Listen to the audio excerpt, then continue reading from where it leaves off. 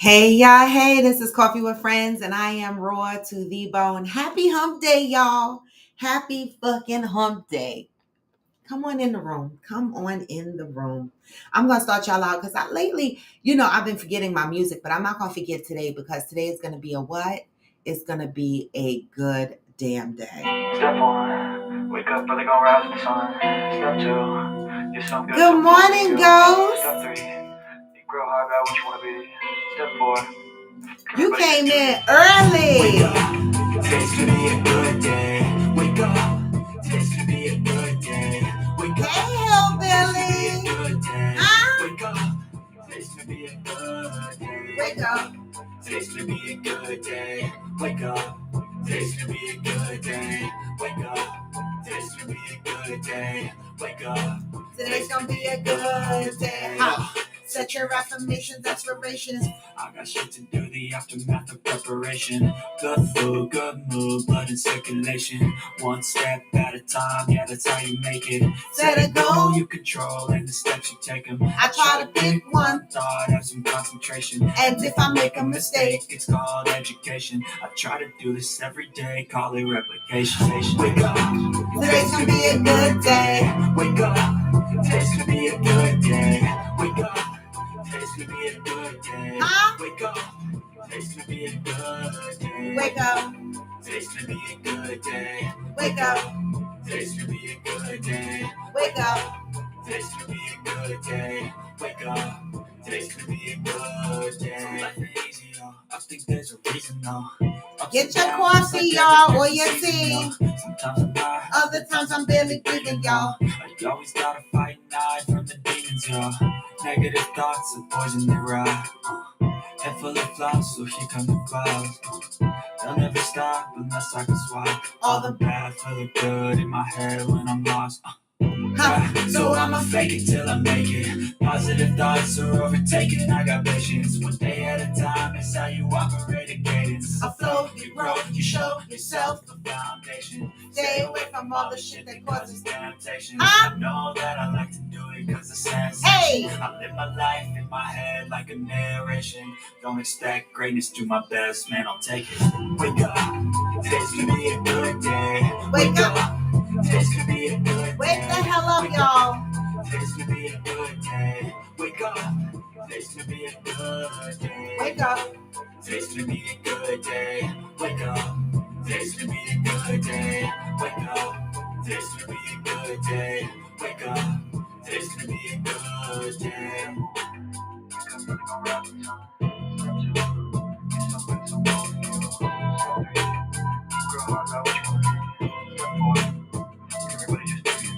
Hey, good morning, good morning. Happy hump day, y'all. I woke up this morning tired. I did. I woke up this morning. Normally I go live on TikTok and ride my bike and do my yoga. I didn't even do that. I didn't go live, but I did ride my bike and I did my yoga. I just didn't have the energy to go live and interact that early in the morning. I was tired this morning, y'all. And I'm the bitch that have white sheets on her bed. And I was even more tired when I got it because I changed my sheets. I strip my bed like every 3 days or so because white sheets, I sweat. I hate to see any discoloration on my sheets.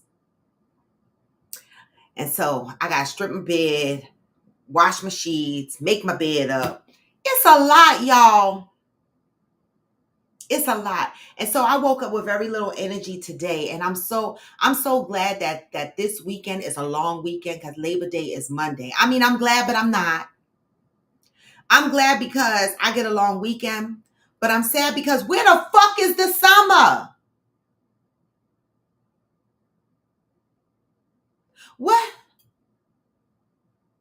What happened to the summer? I'm very disappointed, right? And don't get me wrong. I thank God I woke up this morning because Lord knows I don't want to not wake up because summer is almost over. All right. I thank God for that. But damn it, I actually did nothing this summer. Nothing, absolutely nothing. But my nothings are going to turn into something soon. Okay. Because first weekend in October, I'm heading to Buffalo. November, I'm heading to Texas. January, I'm headed to Jamaica. And so I'm looking forward to the next couple of months because it's gonna be on and popping. I'm actually gonna buy my ticket for Buffalo in about another week or so. I'm probably going to buy my ticket for Houston and Buffalo at the same time, right? I'm already watching the prices. Buffalo tickets are cheap right now, so I'm just going to go ahead and get those. And then I'm going to watch my ticket prices for Houston, and I'm going to just book those, right? This weekend, I'll be going over the house details for a Friendsgiving, just to remind myself, all the people that's in the house, get back into the chat room, make sure everybody is still on board, collect folks' air travel information so I know when folks are getting in where. So far, Quanda already has her tickets to Houston, so she's good. I think she's the only one that's booked her ticket to Houston so far. I love it. I absolutely love it. So it's going to be exciting. I'm going to get to Houston days early. There's a couple of things I need to do before I get there. One, Ghost, you know what you need to do for me when I get there. Ghost, you there? Don't play me, Ghost. Okay? I don't care. Listen, this is my disclaimer before I hit Houston. I don't give a damn who's arguing. I don't give a damn who's fighting. I don't give a damn who's not speaking to who. I don't care. You know, when I land, Ghost, if you're not able to pick me up, you still need to come over.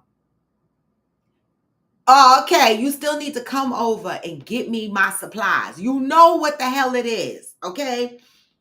Listen, you and I are the closest out of all the other guys. Okay. Smokey and Chicago and Chalk and Knowledge.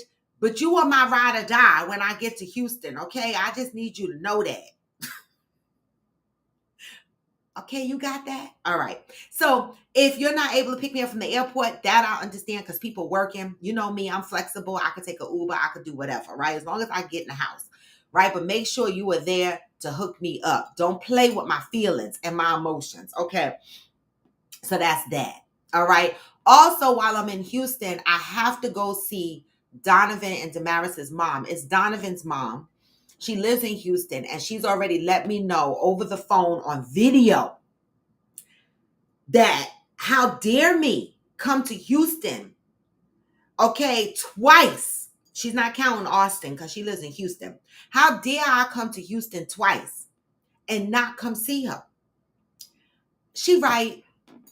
She is right. So I got to go see Mama Joe Field, okay, when I get to Houston. And so I'm going to be doing that. So Donovan or Damaris is going to have to come pick me up. They don't know it yet, but I'm going to tell them because I'm pretty sure they're going to be driving when they get to Houston. Probably going to rent a car. I don't know if his mom has a car parked at the house. Whatever the case may be, I know that they're going to have to come get me. All right. And so I'm excited about the next couple of months, guys, right? And then West Virginia is definitely on my list for real for the spring. But you know, Hillbilly, I don't know who's going. I'm not waiting for a whole bunch of people to go. Good morning, Reginaldo from Brazil. I'm not waiting for a whole bunch of people to go Hillbilly. I'm just going to plan my weekend for West Virginia, and whoever decides to pop in can pop in, and whoever not, okay? I know for sure I could drag my son with me, and I know for sure Debbie says she's going, but I'm not going to wait for a whole bunch of people because that's what messed me up last year, okay? I don't let, fear is a form of slavery. It is. And I know what they say about these places, right? But fear is a form of slavery, and I'm not going to allow fear to stop me from meeting people and doing things and having experiences in my life. I am not that girl. All right. And so I'm going to go ahead and just do it. Right. And whoever wants to jump on the bandwagon can do that. But I got more years behind me than in front of me, and I'm trying to explore and do everything that I said I want to do.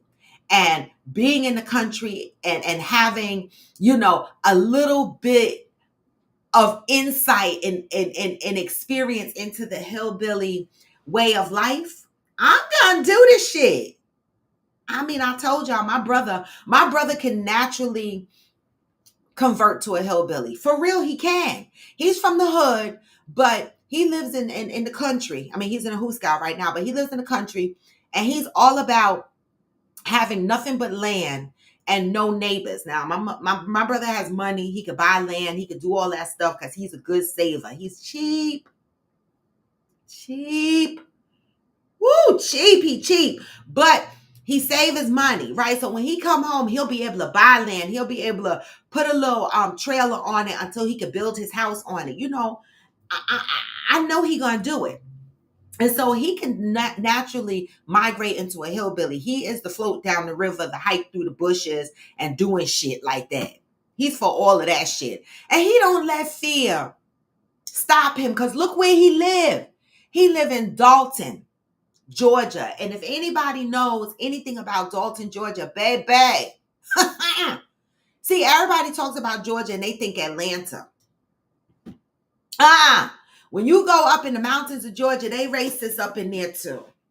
Okay, and my brother drive around with the black fist, Black Lives Matter, and all kind of stuff on his truck, and he got a big old truck. Okay, and I be like, stop putting all that shit on your truck. And he said, why? Why can't I put this on my truck? People flying Confederate flags, they got Confederate stickers and all kind of shit on their cars. But as soon as I put Black Lives Matter or Black Fist on my car, you worried about me, right? He said, I'm black. The fuck? I'm black. I be scared, y'all, because my brother got patience of negative 1,000. So I be scared somebody gonna fuck with him and he gonna lose it. And when he loses it, he completely blacks out and loses it. You be like, what happened? He be like, I don't the fuck know. They tried to fuck with me, and that's all I remember. And I be like, oh my God, now you in the Hooskow. Because he will fuck you up and not remember what the fuck happened. I tell people all the time, leave me alone, because my brothers are crazy. Good morning, Ansel. Good morning. Happy hump day. All right. I'm just in here chatting my little life away. So what do we got going on this hump day before I get into the positive read for the day? Anything interesting you guys have been watching on Netflix or Prime or Hulu or whatever? I actually saw the movie Crow. I was so excited to see that movie. I really, really was. And it was all right, right? But it didn't have the same flair as the original Crow. Did y'all see the original Crow?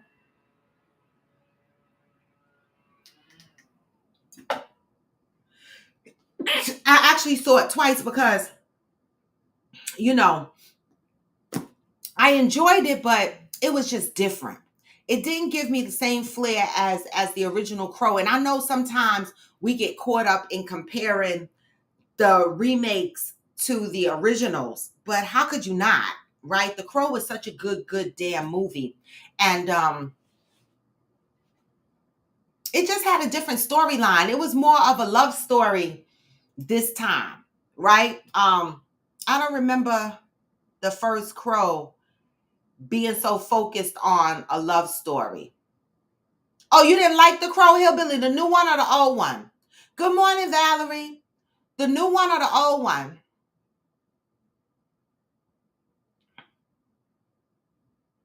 Oh, Ansel came in the room with a vent. When I found out that people would hate you because you make other people happy, that was wild. Listen, they don't hate you. They jealous. It's your energy. You know, that's the funny thing, right? and people that know me can probably answer this question, know me personally, like been in my space. One of the things, Ansel, about me is just that. Like, I am the type of person that will get around people, and I try to, I don't know. I don't know how to describe it, but everybody, I'm gonna describe it how everybody else tells me. They're like, it's something about your energy, you have good energy, you're bubbly, your energy. And I'm trying to figure that out. What is the energy that I have? So sometimes you just have this energy that's such a positive energy, and it brings happiness to other people. That's natural. I think I have that naturally. I mean, I'm not saying I don't piss people the fuck off, but I'm pretty sure people don't like me because of my energy, right? But you know what, Ansel? So many other people outnumber those people, because I have so many people that like and love me for my energy. And so I just scrape the others to the side, and I'm like, I don't know what the fuck is wrong with you, but obviously your negative energy is clashing with my positive energy. That ain't hate. That's jealousy. Okay. Some people have an energy about them. And I never noticed that I had this energy until I started paying attention to people saying it to me. Like, this is like a light went off in my head the other day, because it was said again, it's your energy. And I'm like, damn, people say that to me all the time. What is it about my energy that people like? That's some cool shit though. Cause let me tell you something. I'm like this naturally. I don't be trying. I don't be faking a funk. That's why I be mad when I'm really when y'all piss me off. I be mad. I be like, oh my fucking God, like leave me alone. Thank you, Val. Love your energy. It's easy and soothing. Thank you. I don't know where I get it from, but thank you. Thank you, Lord. Thank you, Lord, for that good energy. So, Ansel, you might be one of those people with that loving energy, that easy, soothing energy. And some people just don't have it. The fuck? And they jealous. They are. Right? They are. Oh, Ghost, thank you. Men don't really express a lot of things. So when a guy gives a compliment like that, you know, that's some cool shit. Thank you, Ghost. It's positive and free spirited, just screams happy. And baby, sometimes inside I'll be crying. I do. I don't know how I hold it together at times. I really the fuck don't. Like, there have been times, y'all, that I jump on here and be like, hey y'all, hey y'all, hey. Like, this summer has been a hard fucking summer for me, right? Because y'all know financially I'm trying to align myself to be ready for any moment when my malpractice suit kicks off. You know, these malpractice suits take years. I'll probably be retired by the fuck they decide what they're gonna do. This doctor is trying to make me bail out, and I'm not gonna do it. I'm gonna be here. I'm gonna be the fuck right here. Okay. And so there has been times that I have jumped on this show and was like, hey y'all, it's gonna be a good day. And my bank account might have had $100 in it. I was like, you know, and I be sitting here like, oh, I guess I ain't going nowhere this week because I ain't got no damn money. I guess I ain't going nowhere this week. I ain't got no damn money. But the thing that keeps me focused and positive is that I have a job, so I know more money is coming, right? I have businesses, so I know how I can make some money, right? And I have food in my house and a roof over my head. So if I only have a little bit of money in the bank, I can make it, right? And so these are the things that I tell myself, and then I focus on the world in a bigger light. And I say to myself, you know what? People complain about so much of what they don't have, right? Me, I'm trying to focus on the things that I have so I don't get depressed over the things that I don't have. So when I say, baby, this summer was hard for me, looking at my bank account and being like, oh my God, where the fuck is the money? Right? Because my expenses, I told y'all, my expenses is about $4K a month out of this house, okay, by myself. And so being that, I had to shuffle and shift lump sums of money around to a different account to make sure that I'm building to prepare for my case. I've been broke, but I still get on here and I still smile because you know what? I woke up that morning. I was able to have a cup of coffee. I was able to eat. I was able to have a sip of a little bit of liquor. And you know, I could puff my hookah and whatever. And so I said to myself, you know, so many people are sitting at home miserable because they don't have any money, because they are missing the bar on appreciating everything that they do have. And number one, I have my health. Baby, I don't give a damn. Yeah, my neck. I have a bad neck. Car accident fucked me up. So I'm always going to have an issue like right here.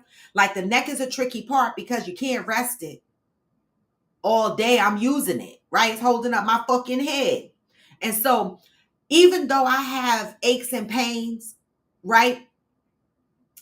My health is good. My blood work is good. I'm moving around. I'm flexible. I got stamina. My skin is shining.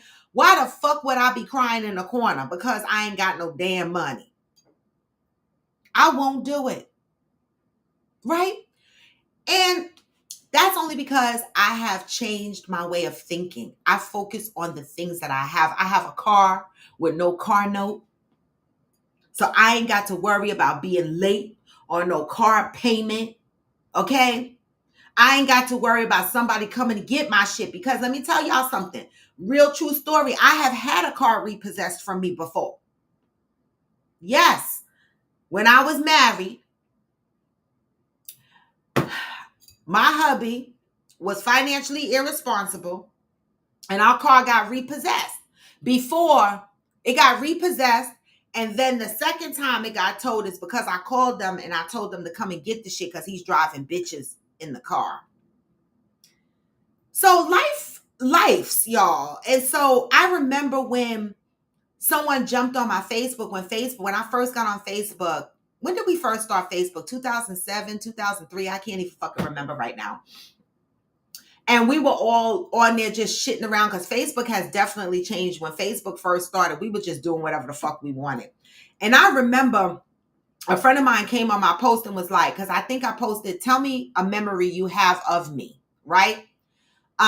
He said, I remember you running down the street when your car got repossessed. I said, nigga, you on Facebook telling people that my car got repossessed? I was so fucking embarrassed, but at the same time I laughed. And then I said, hold up. Why are you embarrassed, Robin? You know so many motherfuckers. Now that was when I was 26, 27. I said, you know so many motherfuckers that are hiding their cars in other people's garages and all kinds of places to avoid their cars being repossessed. And you embarrassed because they didn't get their car didn't get found. See, I learned not to be embarrassed about stuff like that no more. Now, the one thing, I have never been evicted out of an apartment. I have never suffered an eviction. But my car was repossessed when I was in my 20s. The fuck? It's life. Right, Ansel? Yes. Simple things is more important than spending money, right? Listen, I told y'all I don't even go in these Gucci store, Louis Vuitton. So now I did see a Gucci bag the other day when I was in the laundromat when I went to wash my comforter. Right? And this woman had this Gucci bag, and I found myself, I looked at it 3 times. And I said, Robin, don't look at it a 4th time because you're going to have to battle your weakness. And you don't need to be up in no Gucci store. And I was like, right, because the whole summer I sat the fuck down and I was broke. Okay. And so I don't need to go in a Gucci store and spend $3,000 on a bag. So I quickly stopped staring at it and kept looking at the dryer where my comforter was spinning around. Cause I was like, Then I went on TikTok, right? And I bought me a nice, cute bag. All right. I'm advertising it on TikTok. So if you follow me and you like the bag, click on the link and get you one. See, that's the hustle in me. Okay. I try to make $1 out of 15 cents. When I see that my money is low, I start doing things like jumping on TikTok, advertising products They send me products free. The pocketbook I didn't get free. I bought it, but I'm advertising it. I have my commission link up there, and if anybody likes it, they could buy a bag, and I will get my little $5 or whatever the fuck. But this is the hustler in me, right? And people are like, why are you always on TikTok? Why are you, bitch? I'm on TikTok because I need the followers. So when I'm selling shit, they will buy the shit. Mary Ruth's vitamins. I'm advertising everything on there. Knee massages, whatever the fuck. Sneakers. I get it all. And I go on TikTok and I advertise and I try to make $5 out of 15 cents. Okay? That's the hustle in me. That's the hustle in me. And all while I do it, I'm happy. Ain't that some shit? Ain't that some shit? Being happy while you are struggling and grinding.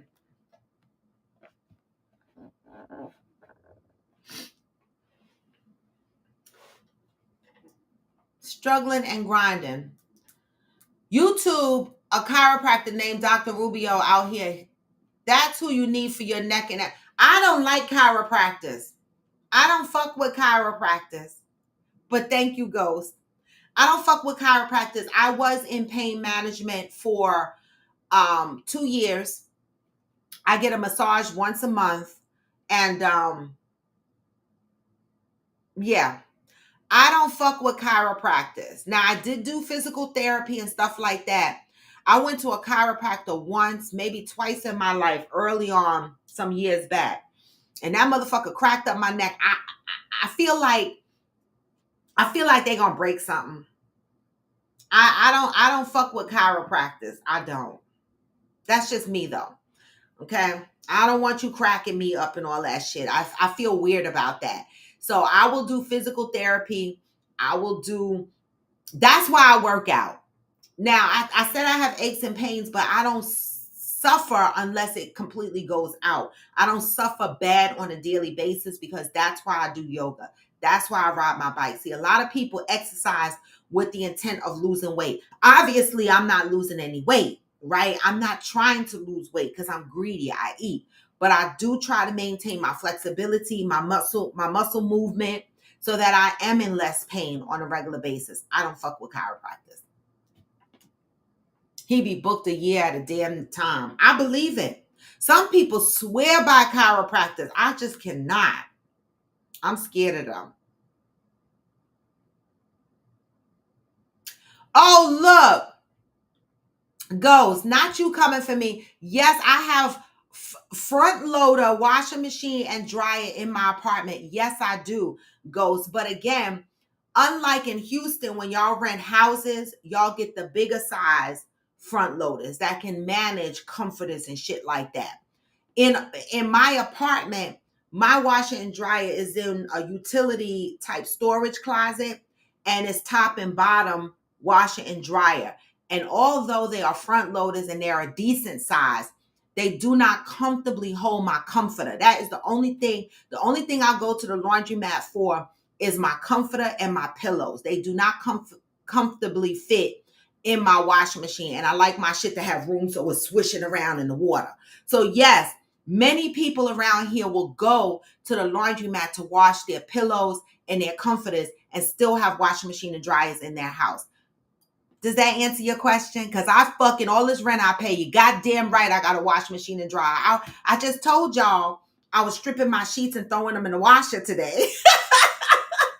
So you can't go by people having Gucci bags and being in the laundromat here. You can't go by people having Gucci bags and being on a bus, because we have cars and shit, but we still take the bus to the city and we still take the bus to work because traffic and shit is crazy and there's no parking. Okay. And so you can't really go by that. Yeah, she had a Gucci bag, but she was in the laundromat, but she probably has the same situation as me, right? Like her washing machine and dryer in her apartment is probably not big enough to handle her big items like her comforters and shit like that. Like these down comforters and shit take up a lot of space.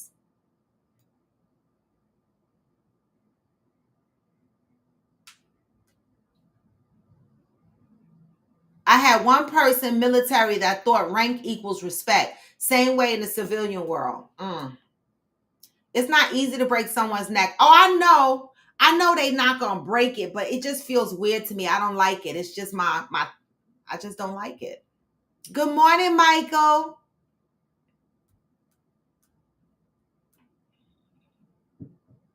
You've been to laundromat twice in your life?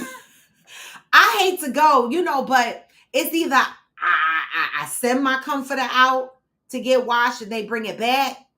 They got drop off and pick up too, but it only take a minute for me to run right down the block to the laundromat, throw my big old comforter in there, and come the fuck home. Okay, I have to do that every now and again. I do, for my big stuff. I got 20 something pillows on my bed. Imagine me trying to wash 20 something pillows in my machine at home. That ain't gonna work. That ain't gonna work. I have to wash 2 pillows at a time. See, I go to the laundry and I get one of them big stupid machines and I throw like 4 pillows in each machine and I let the motherfuckers go.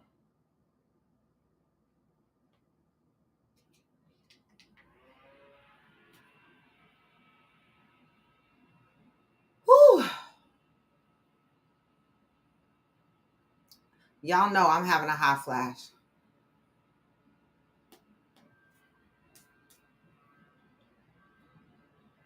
Because I be standing at the bus stop and I know people be like, oh my God, I got a car. I still take the bus.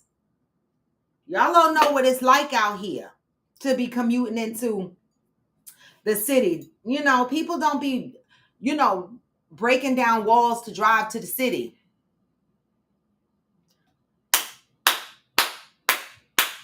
Hillbilly, I have to share this because you are the first man ever, I believe, that has said this.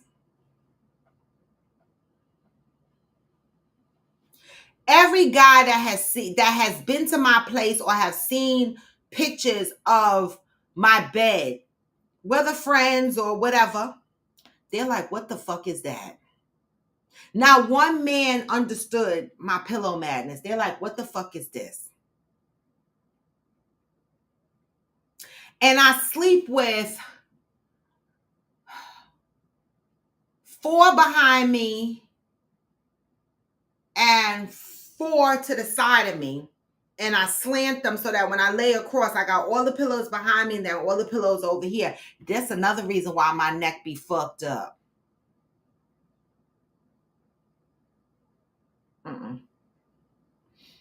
Hillbilly, you are one of the very first men that ever said you like a lot, that I've ever heard say they like a lot of pillows.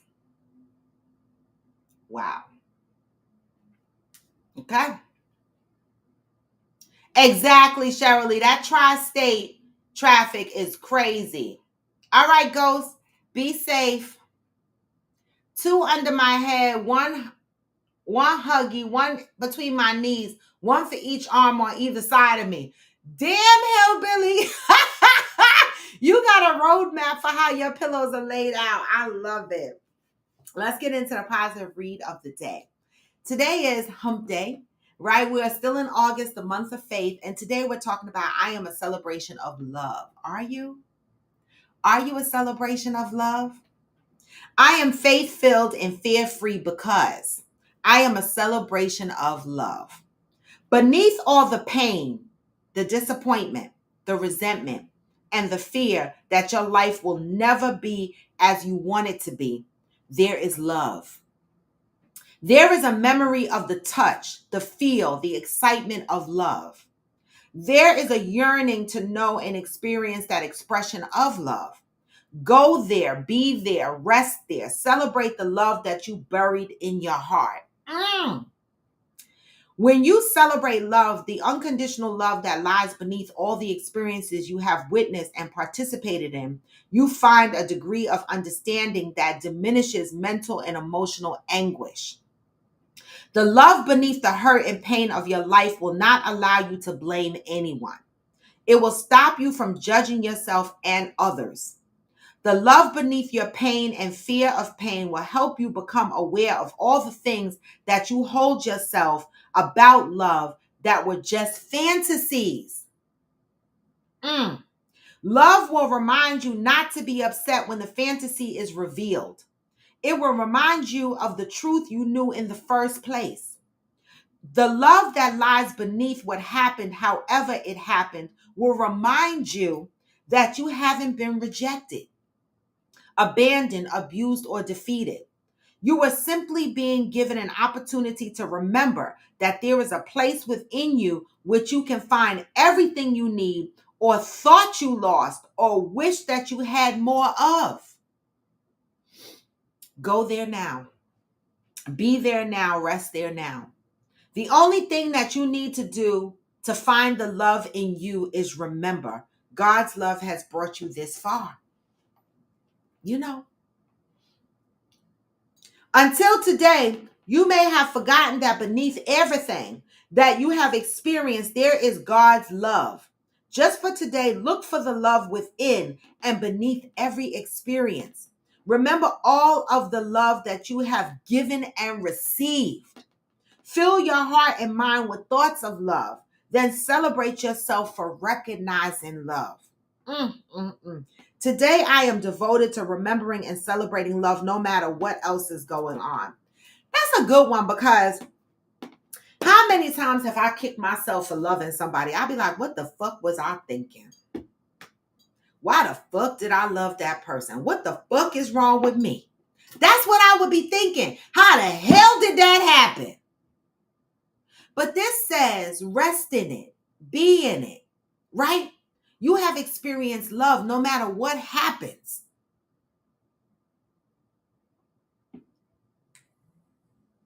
Some people never experience love, right? Love is such a broad term, right? So the other day, I was having a conversation with a friend of mine, and we were just talking, and I said, and I asked him, have you ever been in love? And he paused. See, because I have asked, somebody asked me that question. My best friend asked me that question many years ago. She asked me this question because I guess because of the way I move with relationships, like when I'm done with a relationship, except circle fuck ex-hoe who I went back to 11 times. Besides that one relationship, when I'm done with relationships, I walk away. When I left my husband, I remember my girlfriend came up from Brooklyn. We all decided to go to City Island to hang out that night. And I was depressed. Even though I put him out and he cheated and I didn't want him back, I was still very sad. I was like, oh my God, how can he do this to me? This is my husband, right? And I remember her asking me, how are you going to get through this, right? Or she would say, you're going to get through this. And I said, I just want to go to sleep for 6 months and wake up in the morning part be over. And she was like, oh, you're not talking about trying to work things out. No, bitch. I just want to get past 6 months of this morning because I felt like that's all I needed. And I rested my head on her shoulder and I said, I just want to go to sleep for 6 months because I was hurt. But I never looked back, right? And she asked me one day, she said, have you ever been in love? Same question I asked my friend. And so I wanted to know what he said. And he said no. He's loved people, but he's never been in love. And I said, you know what's so fucked up? That was the answer I gave my girlfriend all them years ago. I was like, I don't think I've been in love.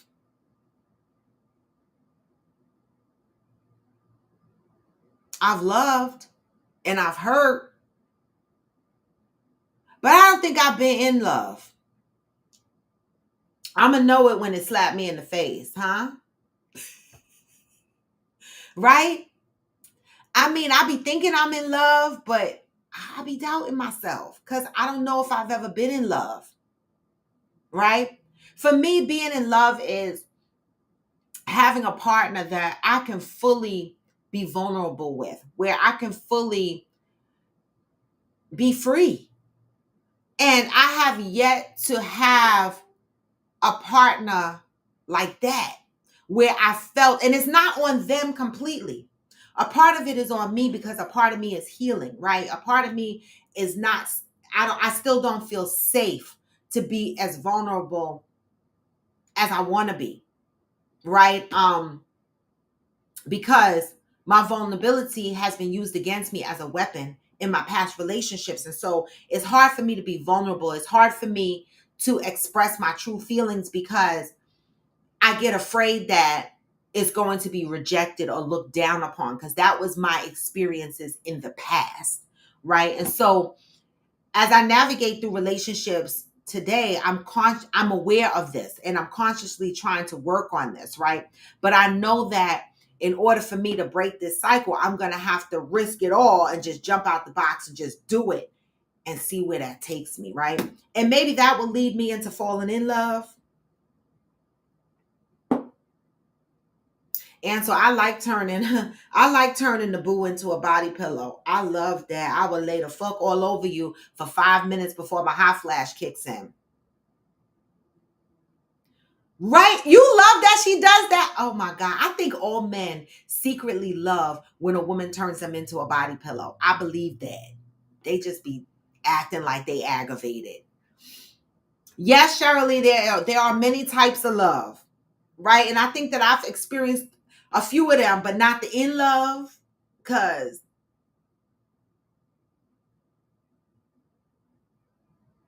you know, I gotta feel free, I think, to be in love, right? And it's how you present me that helps contribute.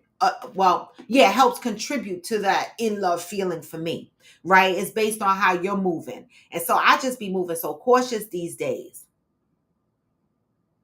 That's what I want.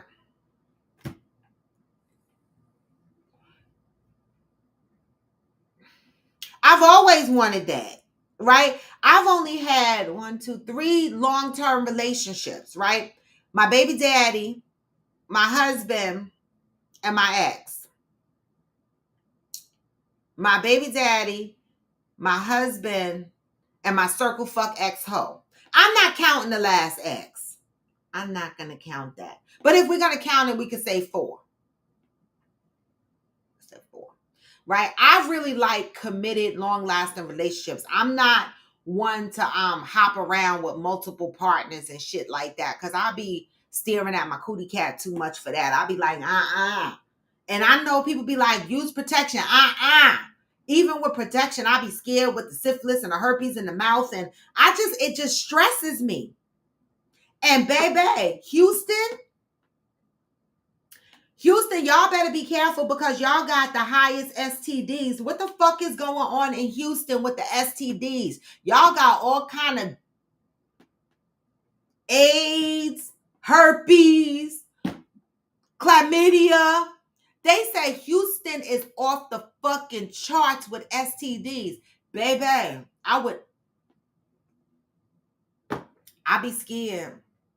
Listen, any of y'all date a man from Texas, make sure he's going to get his blood work done and you see the fucking papers, because fuck of that shit. We should be doing that anyway, but a lot of people don't. I don't be asking for papers. I mean, I don't ask for the papers, but I do ask, do you get your blood work? You know, you good, the fuck. But motherfuckers from Houston,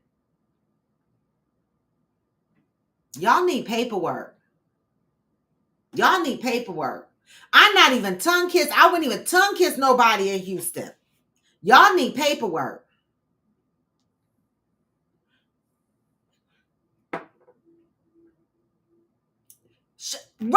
I Googled it too, Cheryl. I Googled it too because I said, I know they fucking lying. But I Googled it too and I looked it up, and it is a fact that Houston is carrying the highest STD rate right now. What the fuck are y'all doing? And that's a big state, y'all. So for that, for Houston to be,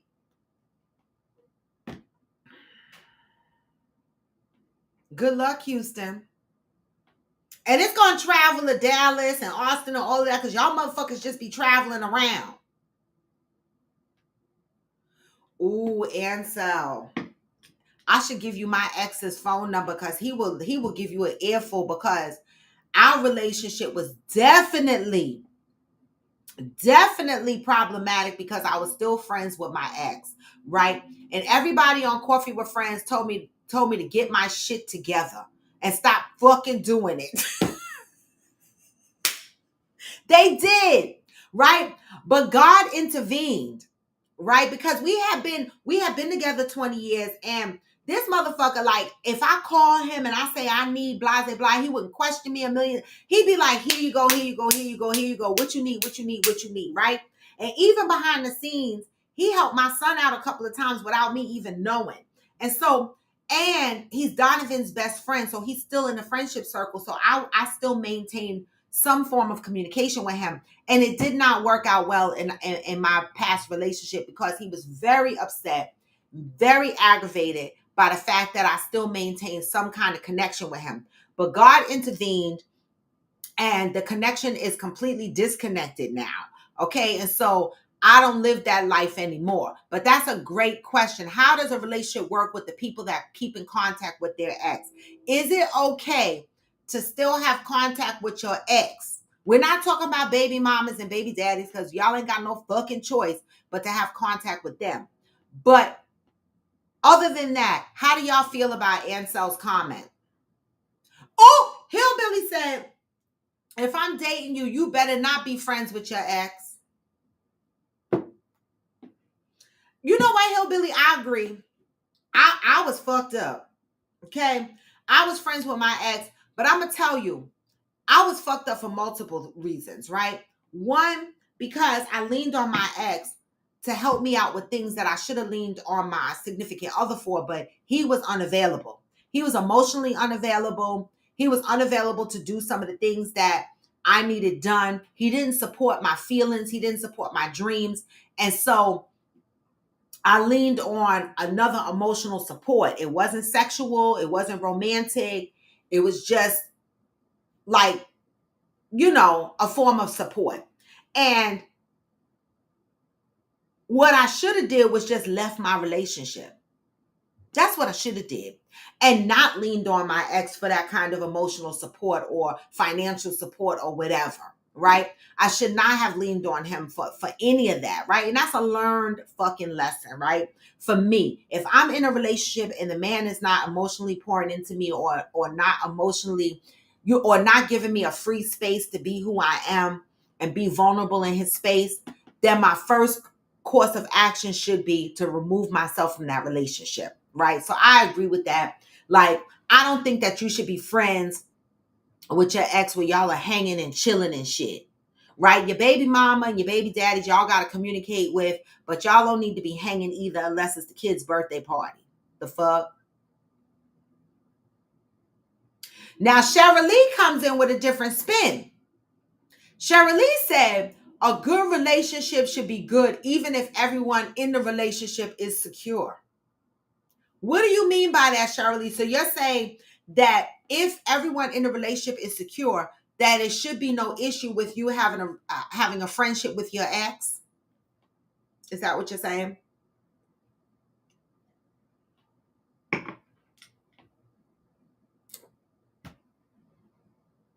Shirley said, why should it be a problem if you parted good friends? Depend on what boundaries are set, which every relationship should have, in my honest opinion. That's how I felt. That's how I felt. But the person that I was dating was not secure, Cheryl. Was not secure. Okay, so that's a key word. What do y'all feel about what Cheryl Lee just said?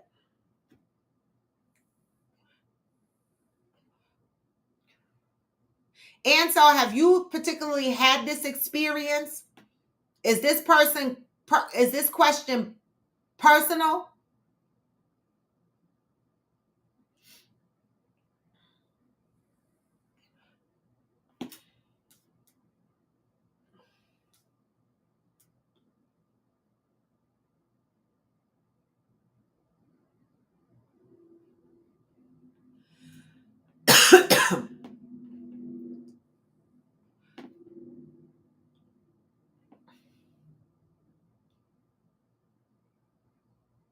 Hillbilly said, you want to hang around a guy you had sex with and like. You can go be with him, not me.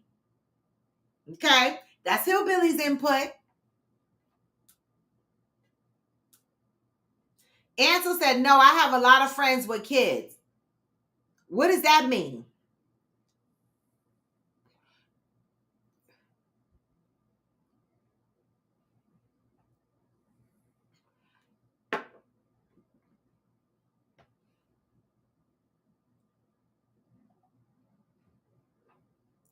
What does that mean? And how do you address this situation with your significant other? If you are uncomfortable with him or her having a relationship with the ex, how do you deal with that?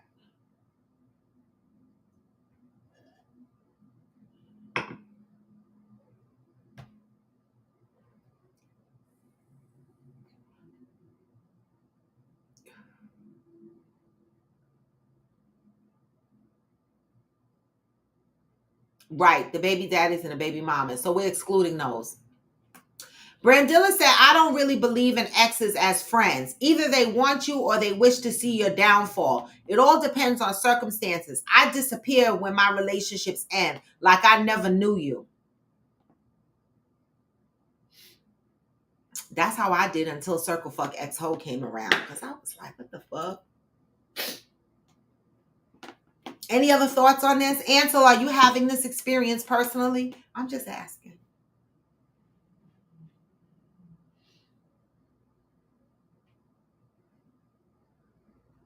True, Cheryl Lee. Cheryl said, hopefully, if you are keeping that person as a friend, it was more than sex and just liking them. There are also different levels of friends. Okay, Cheryl Lee is coming in with the rebuttals, y'all.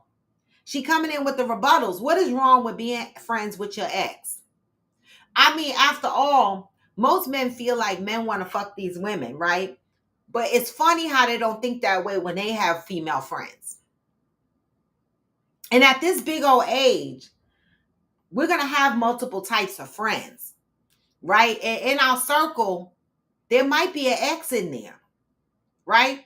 For me, I don't hang around my exes anymore, right? Unless there's a gathering like that barbecue I went to and my ex was there. Well, Hillbilly, that's a great point. That's a great point.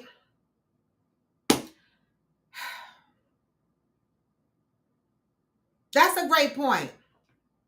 But they might not have been good as a partner, but they might have been good as friends. You ever been in a situation where you recognize that y'all better off as friends than lovers?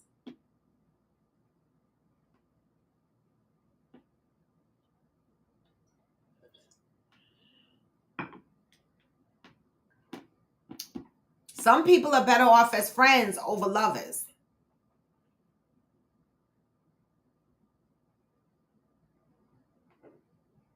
If they weren't good, they wouldn't be an ex. That's a good one. So, Ansel, I think you got the majority of people say they don't believe in exes, and Cheryl Lee is fighting for her life on here. Cheryl Lee is fighting for her life. I'll be cordial if I see you somewhere, but we're not going to be keying if I'm not in a relationship. I agree with that. I learned. I came from the hard knocks, the school of hard knocks. I learned. Okay? Cordial is all I got. That's all I got. I don't got no keying. I've learned that.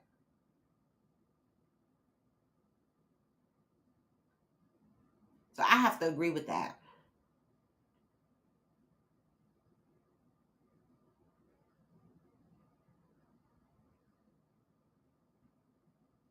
People grow and change. Some marriages end because of them changing, and they part without hate. That's a good point. That's a good point.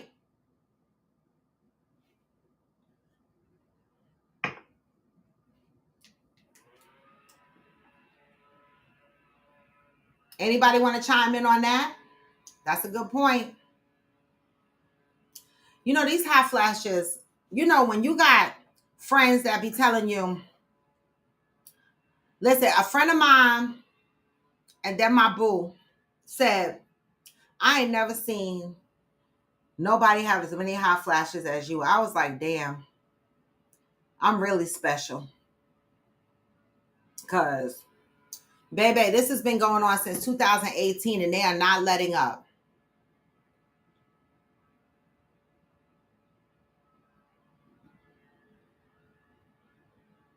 But that's true, Shirley. But, you know, I guess it all depends on what they did, right? Because that's how I used to feel, Cheryl. I used to feel that my ex genuinely cared for me, right? But then during my healing process, right, I learned that if he really cared for me, he wouldn't have did some of the things that he did to hurt me. And so with that, I had to say to myself, listen, you got to value yourself more, because if this person truly cared about you the way they said, right, they wouldn't have did half of the things that they did, or any of them. That's the realization I came to. And that's why at this point, I just got cordial for you. And only because I'm not going to let a motherfucker tilt my crown. I'm not going to do it. If you really cared about me, you wouldn't have did the things that you did to hurt me.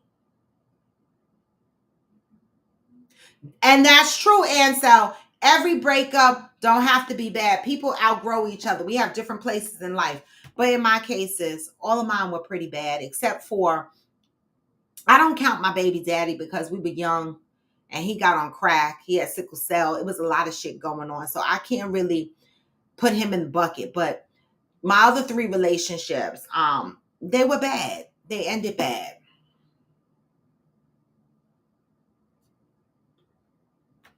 My woman genuinely cares for me and a couple of other men. Hillbilly!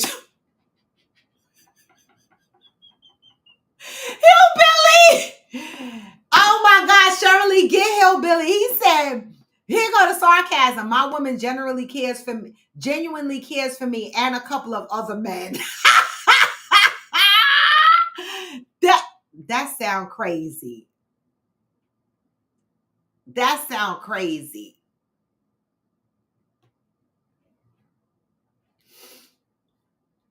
What is an amicable breakup? Tell me what that even means.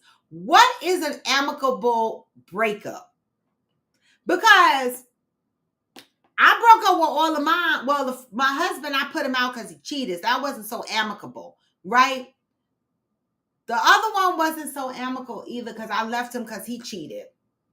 This last one, I left him because he was emotionally abusive.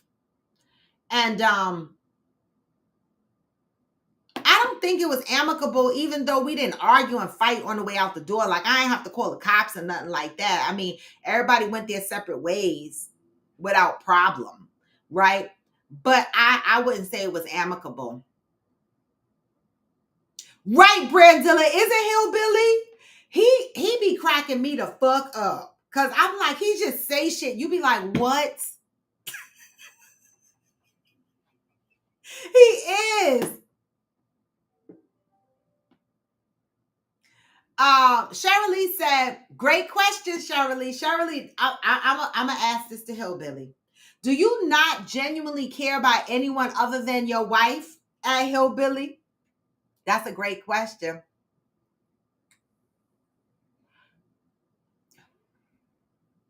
That's a great question. Of course we do, right? We have people in our lives that we genuinely care about. Hillbilly is saying it just better not be a fucking ex. True answer. They both see that there's nothing moving forward in a relationship, so they dissipate the relationship. I understand that. Here go Hillbilly's answer. He said, not in the same extent. Family is holy love. Friends are less than that.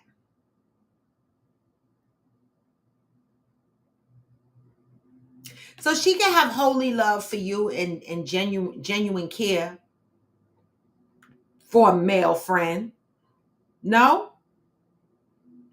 Isn't that the different loves that Cheryl Lee talked about?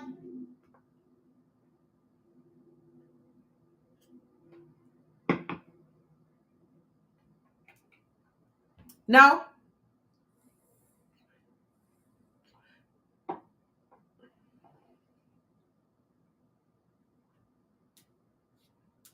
I mean, when you get into a relationship at this big old age, right? And you meet your significant other's friends, do you ask them, you ever slept with them? Do you ask? Hillbilly said no. Wait a minute. Let me get my question out. At this big old age, when you meet someone and they have male and female friends, do you turn around and go, did you sleep with them?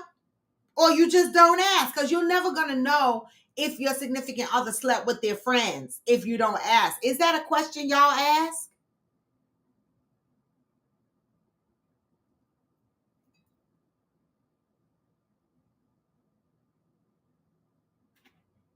Okay, well then maybe I did have amicable breakups. It wasn't hostile. Well, it wasn't hostile. It felt a little bit bad, but nobody fought their way out the door. Choose to part ways without staying friends or making contact again in the future. This may be because they know they or their partner won't be able to move on without some space. I just don't, I find that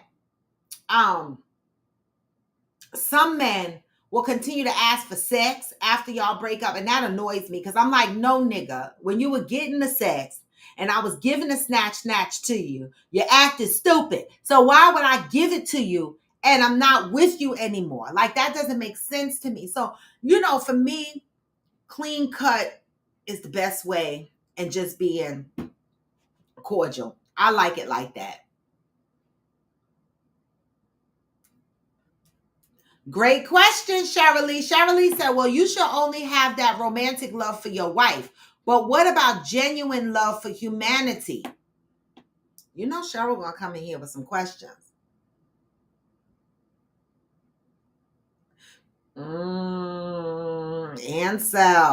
Ansel shooting fire. He said, don't bring nothing to the relationship that you don't want all parties involved.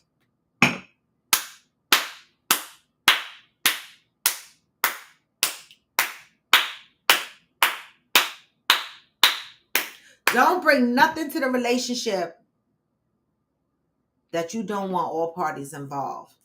That helps give your partners a level of security too. When you start hiding your friends or hanging out with your friends separate from your significant other, never involving your significant other in those opportunities, that's a red flag. That's a red flag. And me and my current point in my life, I pay attention to a lot of shit. I don't speak on a lot of shit. I wait and I watch it out. And then when I feel like it's time for me to speak on it, then I'll speak on it.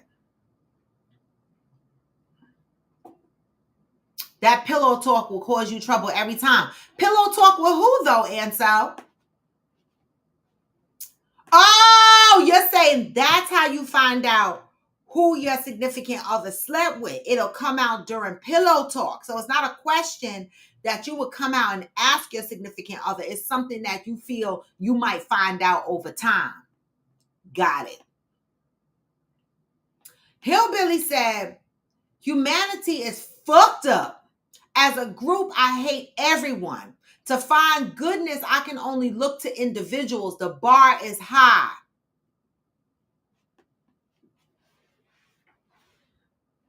I get it. Hillbilly, I definitely get the point. Only 10% of people are good.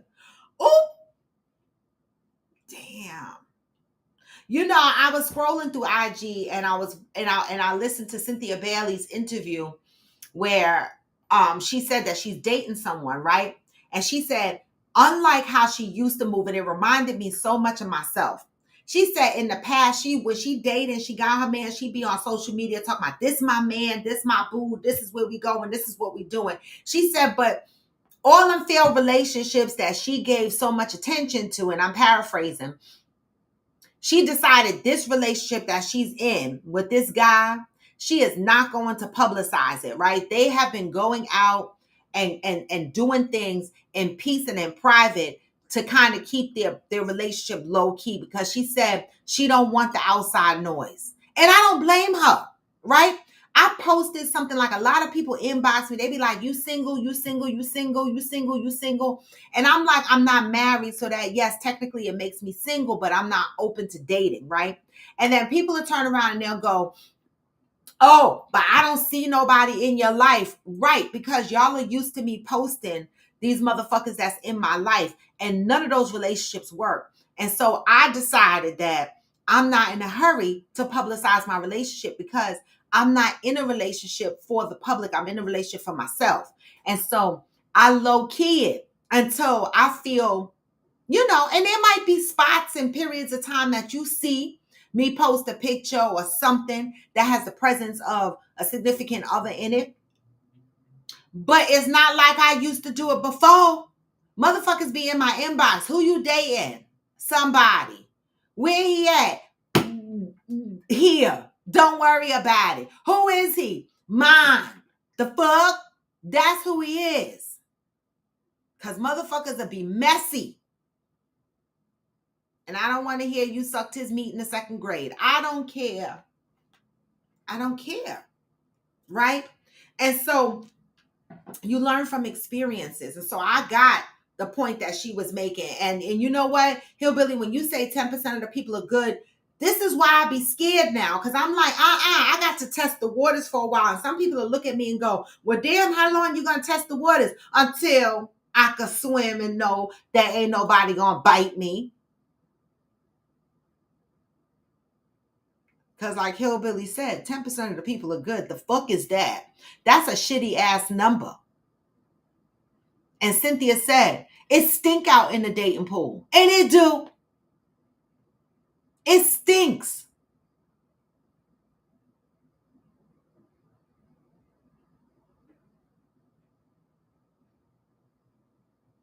But I still love people. I do. I still love up on people, I do.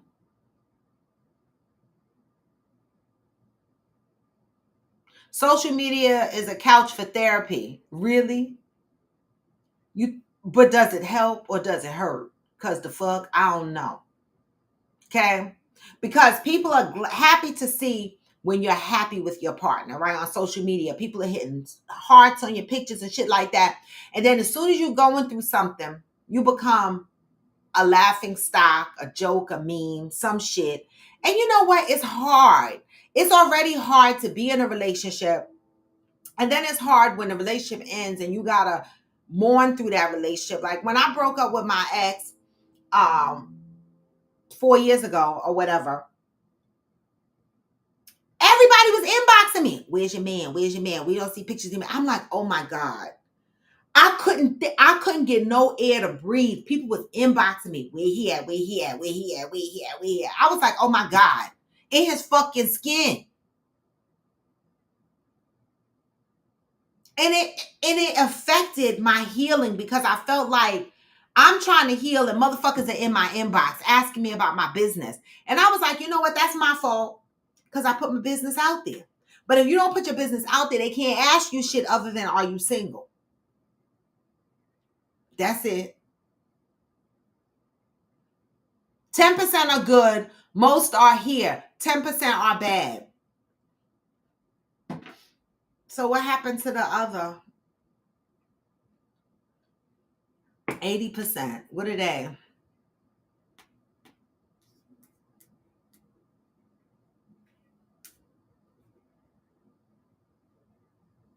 What are they?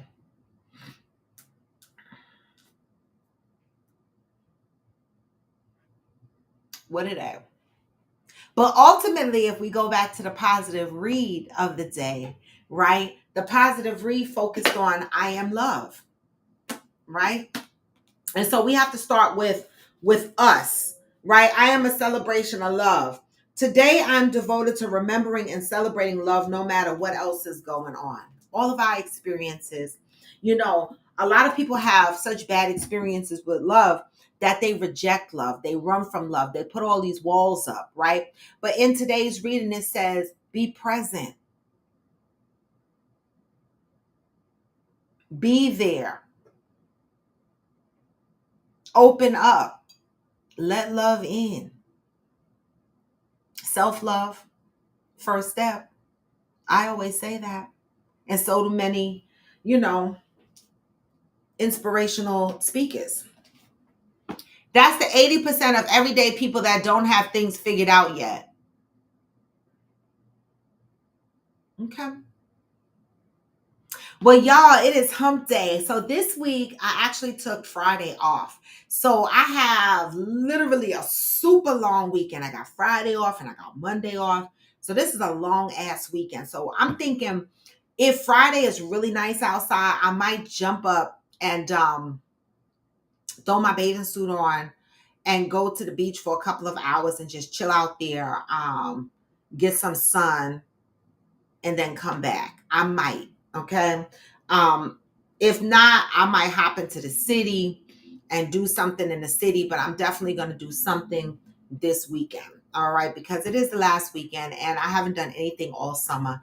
And there's a couple of things I want to do. I want to try that Rise New York museum experience. And so I might do that. It's about $45 to get in. And it looked fun. It looks fun. So I might try to do that. Or go to Coney Island early. Maybe not on a Friday because that traffic coming from Brooklyn is a nightmare. I don't know, but I'm going to do something. Go to the water park, something. Okay, I'm going to do something. All right. And so hopefully you guys are going to plan something for this long weekend as well. All right. Hillbilly, are you going out camping or doing anything exciting this weekend? Ansel, Brandy, Cheryl, are you still celebrating your birthday?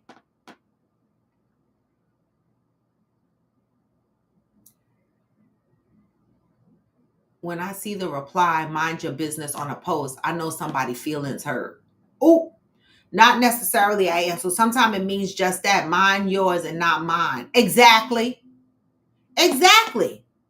Right? Nobody, it kills me because the people that ask you what happened, it was funny because the people that jumped in my inbox, I was like, niggas, I ain't spoken to you in how long, months, a year, or whatever. You don't inbox me to see if I'm okay. And I don't inbox you to see if you okay. But as soon as you don't see a picture of my man, you in my inbox, see that smells nosy. You don't care about my feelings. You're not here to comfort me. You just want to know my business, right? And that's when the mind your business comes out. So I'm with you. Mind yours, not mine. The fuck? Hillbilly said, Ansel, social media as a whole is shit. But when you say Robin on social media is a couch for therapy, I can agree. Aw, thank you, Hillbilly. Okay, I'm one of the good things on social media. I like that. Thank you, Hillbilly. Going out to dinner, that's a nice one. That's a nice one. I like that. I like that. I've been craving seafood, right? So I don't know. Maybe I'll treat myself to some seafood boil somewhere or something. Because I've really been craving seafood. Or maybe I'll drive to, that's another option. I could drive to, there's this place called Blue Crab. It's on Exit 5 in New Jersey. And normally when I go up there and get crabs, I eat them there. But while I'm up there, I go to there's a farm up there that I go to. And I just like going to the farm. I'm not big on picking my own vegetables and shit like that, but I do it just for the experience. Like I like to go in the field and pick like your zucchinis and your tomatoes and shit like that. And then you get some really good shit at a farm, right? Some good jam and shit like that. And so I like doing stuff like that. So There's a couple of things I want to do. That's because I ain't do shit all summer. I'm taking my mother-in-law. Oh, wait, I'm taking my mother in an attempt to make amends. Hold up. Yes. Wait a minute now. Now, Hillbilly.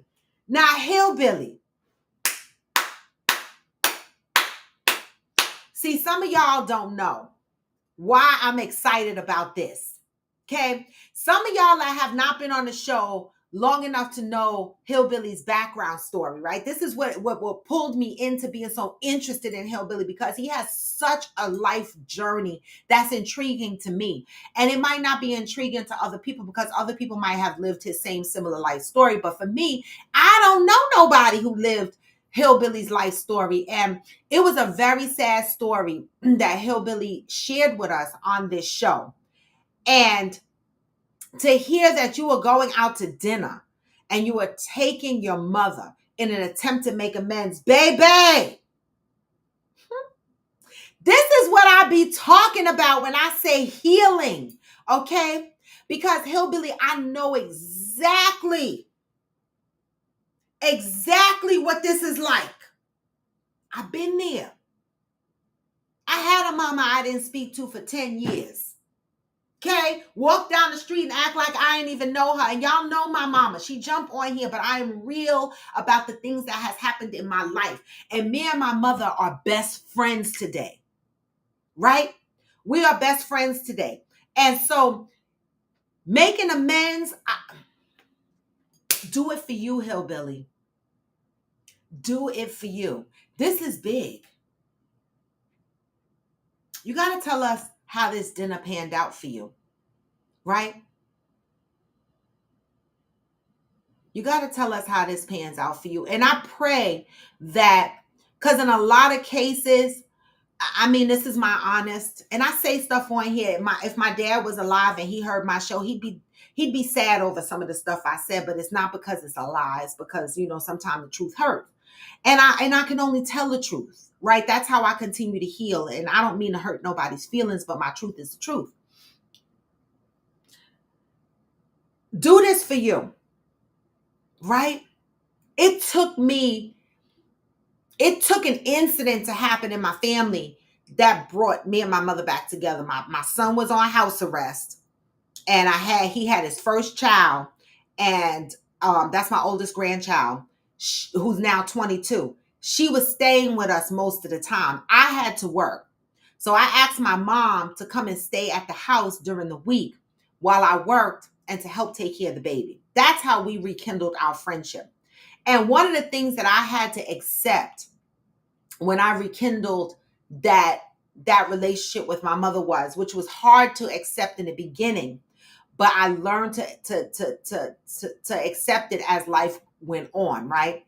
Sometimes our parents will not take accountability for the life experiences we've had with them, right? And I used to be so angry. I'm like, why the fuck they don't take accountability as to the life we had and how that impacted me? And I had to learn that they too was raised under traumatic experiences and stuff like that. And they did the best that they could. And so in order for them to take accountability, they have to step into their own healing, right? Into their own healing journey and see the errors of their ways and how they could do better. Until they can see that, accountability might not ever show up, right?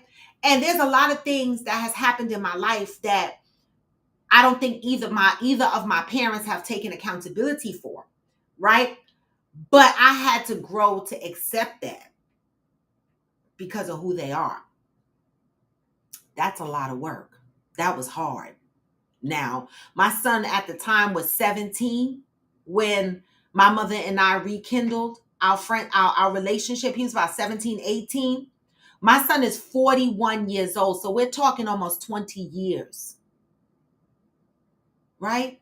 18. Oh no, we are talking 20 years. We're talking more than 20 years, right? That we've been reconnected.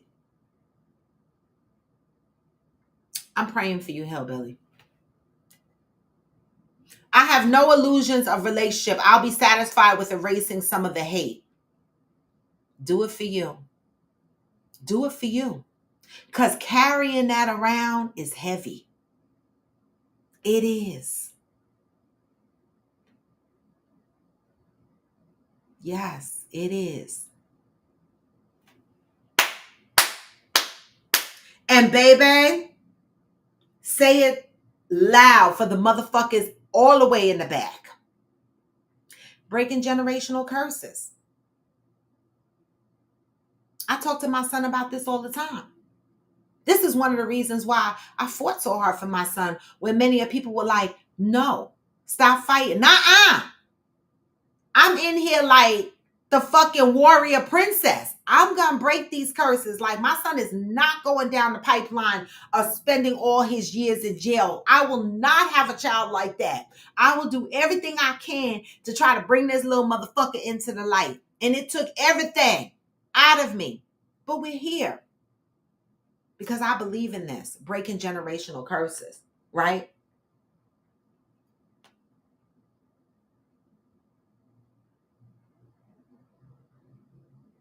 You know, this is beautiful, Hillbilly. You made my damn day, because I'm going to tell you, from the time you got on my show and shared your experience to telling me that's like me watching someone healing before my fucking eyes. Like, you are unpacking a major aspect of your life, and we get to experience that with you. Like, that fucking shit is big to me. It's okay, Hillbilly. I understand it. Okay? I understand it, but this is a first step, right? And this is big to me to see. Like, it's very few times I get to see transitions in people, right? And having this show going on 5 years and being able to see, this is a big deal. I can't wait to hear how that dinner panned out. All right? Baby steps. Baby steps. I love it. And with that, y'all, I'm going to move to ending the show because it is 10:38, y'all. I got to go. I think I missed the whole fucking meeting. Oh, my God. Oh, no, I didn't. I moved that meeting. But, baby, I got to end my show now. I got to go. But you guys continue to move in peace and love. And listen, get this message on the way out. Next week, we'll be focusing more on getting this Friendsgiving trip together. I got work to do this weekend. I took Friday off, right? And I got Monday off. So I got more than enough time to get it all together, right? All right. But with that, y'all, I'm going to send y'all out. And Hillbilly, you got my prayers and my blessings to travel with you on your journey this weekend. No matter how low, you can still what? Even when you feel low, you can still go. Even when you feel slow, you can still go. Even when there's no hope, you can still go. I never answer to no, man, I still go. And I don't. This is Coffee with Friends, and I am raw to be bold. Come back tomorrow, y'all. Move with peace and love, and get this message on the way out. Go. Hustle hard, hustle every single day. I'll be making moves till I'm buried in my grave. To the system, I don't wanna be a slave. I've been doing shit my way, or the highway. And in the driveway is a nice range. Cause I grind through the climb, I invite pain. You never hear me, bitch, nah, I don't complain. Just gotta flip the switch and you can go and obtain anything you want, anything you need. Your mind's got the key ingredient, it's belief. Better see with the negativity, but I just slide right by that energy. Huh? Even when you feel low, you can still go. Even when you feel slow, you can still go. Even when there's no hope, you can still go. I never answer to no. And I don't. Peace and blessings. See you tomorrow, y'all. I'm out.